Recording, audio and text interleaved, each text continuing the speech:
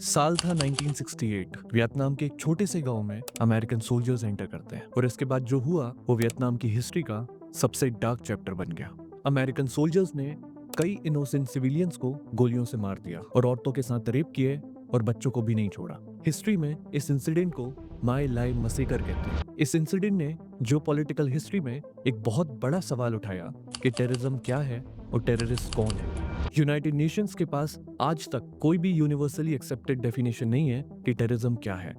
हर country अपने national interest के हिसाब से डिसाइड करती है कि कौन टेररिस्ट है और कौन फ्रीडम फाइटर है। आज इजराइल के लिए ईरान एक टेररिस्ट स्टेट हो सकता है और ईरान के लिए इजराइल। लेकिन पिछले कई सालों से वेस्टर्न मीडिया और सिविल सोसाइटी हमें अपने सॉफ्ट पावर के थ्रू बताती थी कि टेररिस्ट कौन है और टेररिज्म क्या है। हमें बताया गया कि कभी भी किसी पॉलिटिकल ऑब्जेक्ट को अचीव करने के लिए वायलेंस का यूज किया गया हो और इनोसेंट सिविलियंस में डर बनाने की कोशिश की गई हो तो उसे टेररिज्म कहते हैं। और इस हिसाब से आईएसआईएस, अलकायदा और तालिबान टेररिस्ट ऑर्गेनाइजेशंस हैं क्योंकि वो इनोसेंट सिविलियंस को मारते हैं। लेकिन आज आयरनी देखिए कि दुनिया में डेमोक्रेसी के ठेकेदार बनने वाले और लोगों को सही गलत का मतलब बताने वाले अमेरिका ने ईरान में 180 स्कूल जाती हुई इनोसेंट बच्चियों पर बम गिराए।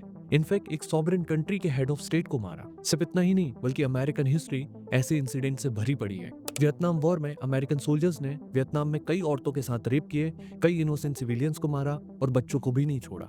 2005 में यूएस मरीन्स ने इराक में कई इनोसेंट सिविलियंस पर गोलियां चलाई। 2015 में अफगानिस्तान के कुंदूज हॉस्पिटल पर यूएस ने एयर स्ट्राइक करी जिसमें कई इनोसेंट डॉक्टर्स और पेशेंट्स मारे गए। इनफैक्ट ब्राउन यूनिवर्सिटी के कॉस्ट ऑफ वॉर प्रोजेक्ट के अकॉर्डिंग 9/11 के बाद अफगानिस्तान, इराक, सीरिया और यमन में 4 लाख से ज्यादा इनोसेंट सिविलियंस मारे गए।